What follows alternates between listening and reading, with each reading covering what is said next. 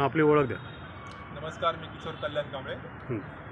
आज नेमकं महानगरपालिकेत काय मान्य आमदार रवींद्रभाऊ धंगेकर यांच्या वाढदिवसाचा औचित्य साधून पुणे महानगरपालिकामध्ये जे कर्मचारी आहेत, जे काम करतात, त्यांचाही आनंदामध्ये सहभागी करण्याच्या दृष्टिकोनाने आणि त्यांचंही तोंड गोड व्हावं या दृष्टिकोनाने पूर्ण महानगरपालिकामध्ये आज लाडू वाटण्याचा कार्यक्रम आयोजित करण्यात आला होता.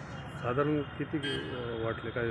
साधारण आपण 25-30 किलो असा लाडू आत्तापर्यंत वाटलेला आहे. म्हणजे दरवर्षी तुम्ही भाऊंच्या वाढदिवसानिमित्त? दरवर्षी नाही, यावेळेस आम्ही पहिल्यांदाच उपक्रम हा सुरू केलेला आहे.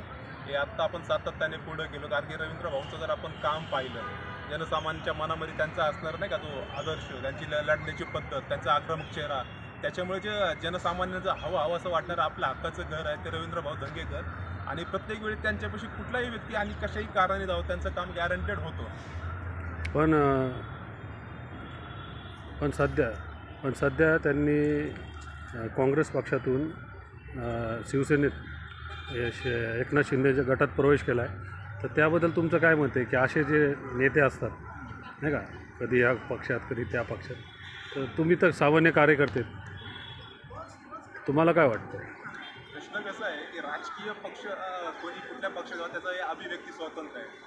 प्रत्येकाने असं सांगू शकत नाही कोणी कुठल्या पक्षात जावं. पण आज रवीभाऊ धंगेकरांच्या वाढदिवसामध्ये आम्ही जो लाडू वाटण्याचा कार्यक्रम आहे, तुम्ही म्हटल्याप्रमाणे की आज या पुण्यामध्ये असं किंवा देशामध्ये असंख्य पक्ष आहेत, असंख्य संघटना आहेत, पण रवींद्रभाऊ धंगेकर हे नाव असं आहे ना, त्यांच्याकडे जाणारा कुठलाही व्यक्ती, कुठलाही पक्ष त्याला किती मोकळ्या हाताने कधीच असं आलेलं नाही. त्यांचं काम गॅरंटेड केलेलं आहे. पक्ष आता ते कुठल्या पक्षात आहे त्याच्या अगोदर कुठं होतं ते आत्ताच्या घडीला आमच्यासाठी महत्त्वाचं नाही आहे. कारण की रवींद्रभाऊ धंगेकर जे कामगार पुतळा वसा तुम्ही पाहिलेले असेल ते झोपडपट्टीचं, त्या आंदोलन किती साधारणतः 5-6 वर्ष झालं आंदोलन सुरू आहे. त्या आंदोलन या पुण्यामध्ये मंत्री, खासदार, आमदार, नगरसेवक, मोठे मोठे अधिकारी येऊनही गेले, भेटूनही गेले, पण प्रत्यक्ष आमचा आवाज कोणीच उचलला नाही. त्या आवाज रवींद्रभाऊ धंगेकरांना आमचा मतदारसंघ नसताना देखील त्यांनी तिथल्या लोकांना, शोषकांना न्याय मिळावा म्हणून त्यांनी आवाज उचललेला आहे. तशा व्यक्तीसाठी काम करणं हे आमच्यासाठी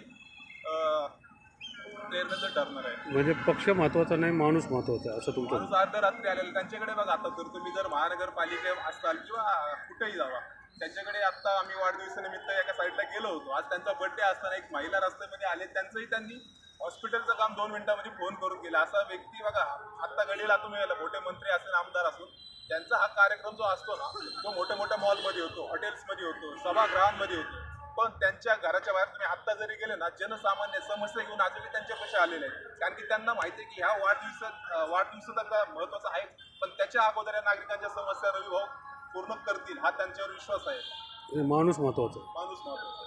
मी किशोर कल्याण कांबळे, अखिल कामगार पुतळा वसाहत, परिवर्तन संघ आणि सर्व पक्ष मित्र संघटनेच्या वतीने रवींद्रभाऊ धंगेकर यांना वाढदिवसाच्या शुभेच्छा देतो. भाऊ, तुमच्या इच्छा आकांक्षा या पौर्णिमेच्या चंद्राप्रमाणे परिपूर्ण होत हीच सदिच्छा देतो. जय भीम. वाढदिवसाच्या मंगलमय शुभेच्छा रवीभाऊ. वाढदिवसाच्या मंगलमय शुभेच्छा रवींद्रभाऊ धंगेकरांना परिवर्तन संघ पुणे शहराच्या वतीने लाख लाख शुभेच्छा. तुमचं आयुष्य असंच बरं जावं आणि सामान्यांना तुम्ही आदर देत राहो हीच सदिच्छा. रवींद्रभाऊ धंगेकरांना वाढदिवसाच्या हार्दिक शुभेच्छा. त्यांची इच्छा आकांक्षा अशाच पूर्ण होत राहावे.